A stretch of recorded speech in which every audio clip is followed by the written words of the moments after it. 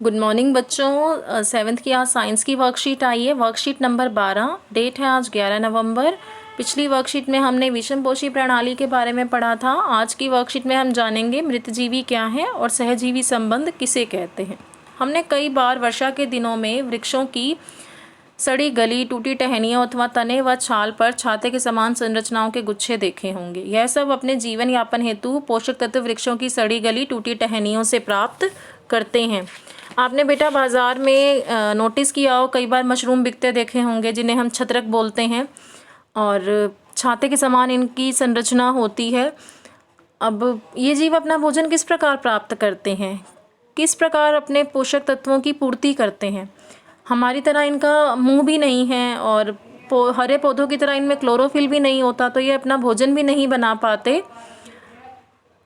और किस तरह से पोषक तत्व लेते हैं, तो हमें यहाँ दिया गया है, यह अपना पोषक तत्व वृक्षों की सड़ी गली व टूटी टहनियों से प्राप्त करते हैं। आपने कभी नोटिस किया हो, सड़ी गली वस्तु पर उगा हुआ छत्रक देखा हो, मशरूम, ठीक है, तो ये सड़ी गली और टूटी टहनियों से ही अपना भोजन प्राप्त करते हैं। इस प्रकार की पोषण प्रणाली जिसमें जीव किसी मृत एवं विघटित जैविक पदार्थों से पोषक तत्व प्राप्त करते हैं, मृतजीवी पोषण प्रणाली कहलाती है। और मृतजीवी पोषण प्रणाली का उपयोग करने वाले मृतजीवी कहलाते हैं।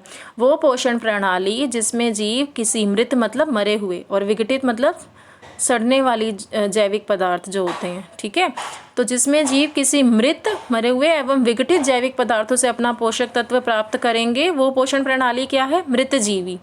और जो इस प्रणाली का उपयोग करेंगे वो जीव क्या कहलाएंगे, मृतजीवी। जैसे छत्रक है वो क्या है, मृतजीवी। कवक मृतजीवी है, ब्रेड पर उगती कवक है और यीस्ट है, ये क्या है, सभी मृतजीवी। उदाहरण आपको दिए गए हैं यहाँ। आगे पढ़ते हैं। कवक आचार, चमड़े, कपड़े एवं अन्य पदार्थों पर उगते हैं। कवकों की वृद्धि के लिए वर्षा ऋतु सबसे अच्छी परिस्थितियां प्रदान करती है।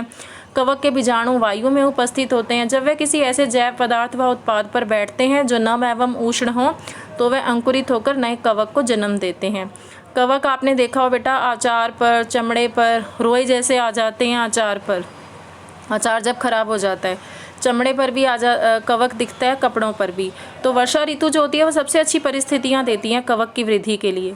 कवक के बीजाणु वायु में रहते हैं, हाँ, और ये जब किसी जैव पदार्थ पर बैठते हैं जहाँ कैसी परिस्थितियाँ मिल जाए, नमी वाला स्थान हो, उष्ण हो, तो वहाँ ये अंकुरित होते जाते हैं और नए कवक को जन्म देते हैं। इसका मैं एक छोटा सा उदाहरण आपको बताती हूँ। एक ब्रेड को गीला करके जब आप रख देते हैं नमी वाले स्थान पर और जहाँ गर्मी हो 2-3 दिन के लिए, तो आप उसके बाद उसमें नोटिस करेंगे कि रोएं जैसी संरचनाएं दिखती हैं, रुई के धागों जैसी, ठीक है, और यही कवक कहलाता है। कवक हमारे लिए उपयोगी भी होते हैं और हानिकारक भी होते हैं। आगे आपको समझाया गया है इसमें। कवक हमारे लिए उपयोगी भी हैं। उदाहरण छत्रक जो मशरूम है उसको सब्जी के रूप में हम खाते हैं। जो यीस्ट है उसका प्रयोग अल्कोहल बनाने में करते हैं।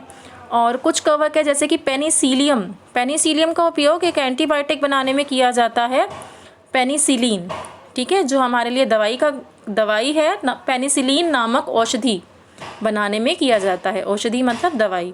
कौन से कवक का उपयोग किया जा रहा है, पेनिसिलियम का। पेनिसिलियम से कौन सी एंटीबायोटिक बनाई गई, पेनिसिलिन।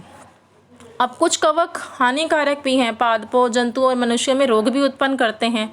दाद नामक त्वचा रोग जो है, त्वचा का रोग है दाद, स्किन पे हो जाता है, ये कवक के कारण होता है। आपको एक एक्टिविटी दिखाई गई है नीचे। ब्रेड का एक टुकड़ा लेकर इसे जल में भिगो लें। इसे किसी नम एवं उष्ण स्थान पर 2-3 दिन के लिए रख दीजिए अथवा उस समय तक रखा रहने दीजिए जब तक कि उस पर रोई जैसी संरचनाएं ना दिखाई देने लगें। ये रोई जैसी संरचनाएं ही कवक कहलाते हैं। ये एक्टिविटी मैं पहले ही आपको समझा चुकी हूँ, तो वही आपको यहाँ दी गई है। आगे देखिए, आपको सहजीवी संबंध बताया गया है। कुछ जीव एक दूसरे के साथ रहते हैं, अपना आवास एवं पोषक तत्व एक दूसरे के साथ बांटते हैं और इसे हम सहजीवी संबंध कहते हैं, ठीक है। सह मतलब साथ रहना, एक दूसरे के साथ रहते हैं और अपना आवास बांटते हैं, रहने का जो स्थान है, आवास बांटते हैं और पोषक तत्व बांटते हैं। जैसे उदाहरण दिया गया है, कुछ कवक वृक्षों की जड़ों में रहते हैं। अब वृक्ष कवक को क्या दे रहा है, वृक्ष जो है वो कवक को पोषण दे रहा है, पोषण प्रदान कर रहा है। बदले में कवक क्या करेगा, जल और पोषकों के अवशोषण में वृक्ष की सहायता करेगा। ठीक है, कुछ कवक वृक्षों की जड़ों में रहते हैं, वृक्ष कवक को पोषण प्रदान करता है, पेड़ जो है वो कवक को पोषण देगा और कवक जो है बदले में जल और पोषकों को अवशोषित करने में पेड़ की सहायता करेंगे। आगे देखिए क्या दिया गया है, लाइकेन कहे जाने वाले कुछ जीवों में दो भागीदार होते हैं, इनमें से एक शैवाल होता है और दूसरा कवक। लाइकेन में क्या है, सहजीवी संबंध दिखता है, दो जीव इसमें दो भागीदार हैं, एक है शैवाल और दूसरा कवक। शैवाल में क्लोरोफिल है, कवक में क्लोरोफिल नहीं है, तो कवक क्या करेगा, कवक तो शैवाल को रहने का स्थान दे देता है, जल और पोषक तत्व उपलब्ध कराता है, और शैवाल क्या करता है, शैवाल में क्लोरोफिल है तो वो प्रकाश संश्लेषण द्वारा जो संश्लेषित खाद थी वो कवक को दे देगा। ठीक है, यहाँ देखिए आपको दिया गया ना, शैवाल में क्लोरोफिल है तो शैवाल क्लोरोफिल की उपस्थिति के कारण प्रकाश संश्लेषण द्वारा जो संश्लेषित जो खाद होगी वो कवक को दे देगा, और कवक क्या करेगा, उसको रहने का स्थान दे रहा है, जल दे रहा है और पोषक तत्व दे रहा है। ठीक है, यही सहजीवी संबंध है। इसके प्रश्न उत्तर देखिए। पहला है डैश व डैश हमारे लिए उपयोगी हैं। तो कवक लिखा था इसमें, आप इसमें छत्रक हम सब्जी के रूप में खाते हैं, यीस्ट का अल्कोहल बनाने में उपयोग होता है, तो पहले में आ जाएगा छत्रक व यीस्ट कवक हमारे लिए उपयोगी हैं। दूसरा प्रश्न देखिए, चमड़े की वस्तुएं जो लंबे समय तक गर्म और नम मौसम में छोड़ी जाती हैं वह डैश के कारण खराब हो जाती हैं। दूसरे में आप लिखेंगे वह कवक के कारण खराब हो जाती हैं। तीसरा देखिए, लाइकेन में क्लोरोफिल युक्त भागीदार डैश है।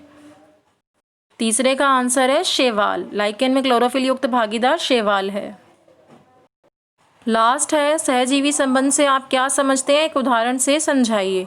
तो यहाँ आपको दिया गया है कुछ जीव एक दूसरे के साथ रहते हैं, कुछ जीव एक दूसरे के साथ रहते हैं, अपना आवास एवं पोषक तत्व एक दूसरे के साथ बांटते हैं, इसे सहजीवी संबंध कहते हैं। एक उदाहरण के साथ समझाना था तो आपको उदाहरण भी दिया हुआ है यहाँ। उदाहरणतः कुछ कवक वृक्षों की जड़ों में रहते हैं, वृक्ष कवक को पोषण प्रदान करते हैं, बदले में उन्हें जल एवं पोषकों के अवशोषण में सहायता करते हैं।